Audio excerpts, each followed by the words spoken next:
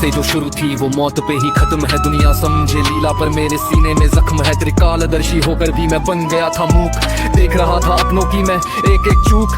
रथ का सारथी बना पर मन मेरा भी भारी था। कुरुक्षेत्र की भूमि पर वो कैसी तैयारी थी। सामने खड़े थे भीष्म गुरु द्रोण भी लाचार थे, जिनकी गोद में खेला आज वो ही शिकार थे। मैं रोक सकता था समय, मैं मोड़ सकता था तीर को, पर विधि के आगे मैंने झुका दिया शरीर को। अभिमन्यु जब घिरा था मैं सब कुछ था जानता, पर नियति के पन्नों पे लिखा वो अपाघात था। गांधारी की आंखों से जो गिरा वो अंगार था। मेरे पूरे वंश का उसमें छुपा संहार था। माँ के उस श्राप को सम्मान मैंने दे दिया, अपने ही कुल का बलिदान मैंने दे दिया। कहने को द्वारिकाधीश पर घर मेरा भी टूटा, मेरे ही सामने मेरा यदुवंश पूरा पूरा। मदिरा के नशे में मेरे भाई लड़ मर गए, कल तक थे जो रक्षक वो काल बन के फिर गए। सोने की वो नगरी पानी में समा रही थी, मेरी ही बनाई दुनिया मुझको डरा रही थी। बांसुरी की धुन तो हो गई कब की मौन, सनाता ही साथी था और मेरा था ही कौन।